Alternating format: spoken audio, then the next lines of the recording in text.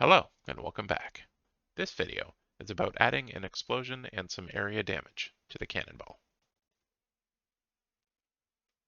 And a special thanks to all my supporters. Thank you for helping me help others. So I hadn't noticed in the last few videos, but the explosion made it a little more apparent. When I had temporarily set a value in here, 110, and then it disappeared and I removed it from the child. Seemed all good, but apparently it was saved somehow, so we're going to reset this back to 0.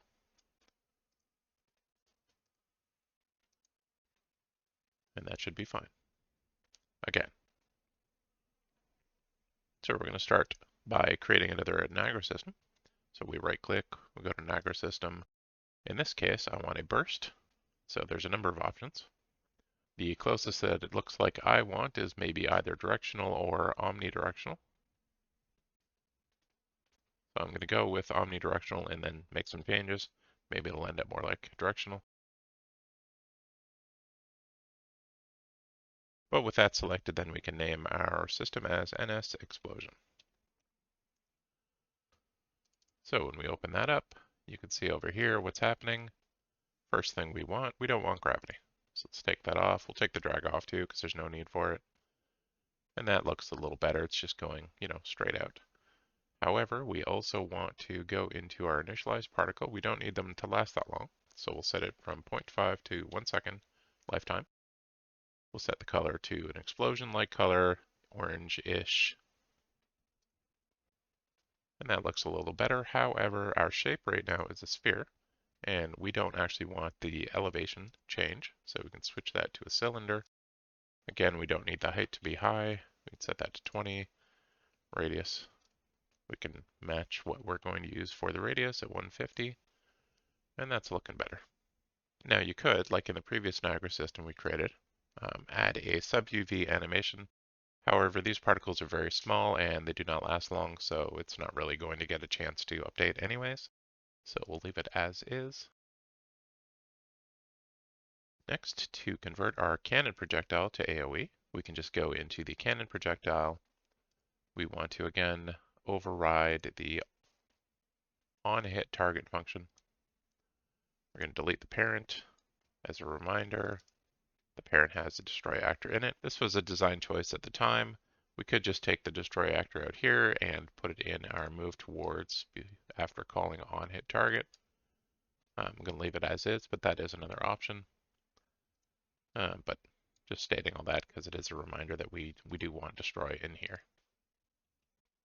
So we'll just put that in so we don't forget. So to make our damage area effect instead of just single target, we can get our wave manager, which is the owner of the enemies.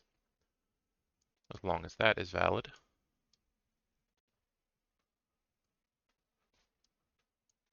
we can use that to get all the enemies in range. And I'm going to set that little bits after. For all the enemies in range, we just iterate through them. And we're just calling damage enemy.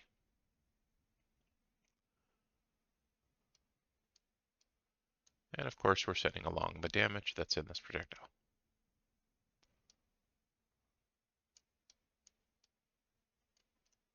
That destroy actor goes down in completed.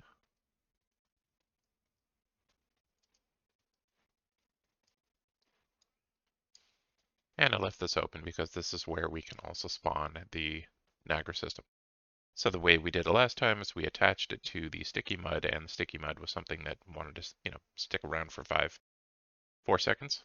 In this case, we're only spawning the explosion Niagara system, and we don't care that it doesn't need to be attached to a blueprint, and this is another way to do it. So to do this, we can call spawn system at location.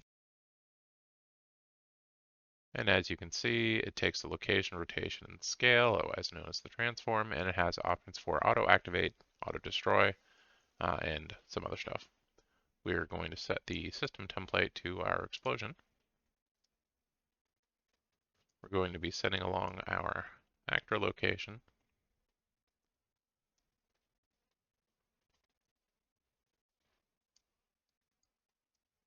Let's move all this over a bit.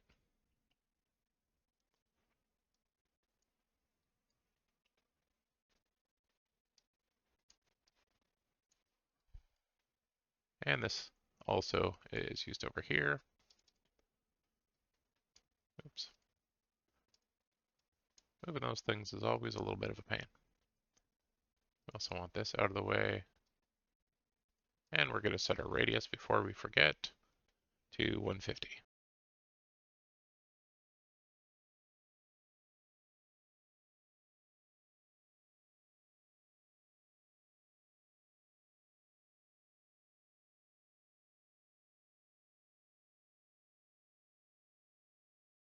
All right, so on hit target for the cannon projectile, which is the cannonball, we're going to get the wave manager, use that to get all the enemies in range, damage them, and we're also spawning the explosion.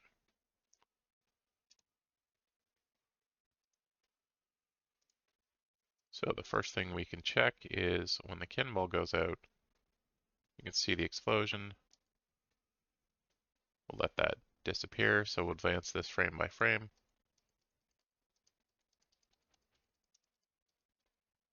There we go, the explosion has been spawned, and you saw up there that 2 targets had their health removed, so presumably these 2.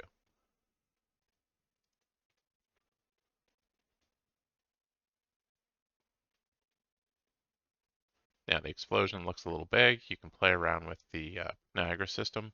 Niagara systems, well, particle systems in general have so many options, so many things you can do. There's a ton of videos already available on that stuff. You can make it look really nice, as opposed to how it looks in this video. Thanks for watching. If you liked the video and would like to see more, you know what to do. And if you would like to support this channel, watch these videos 2 weeks early, or just want to download the project files, you can do so through my Patreon linked below.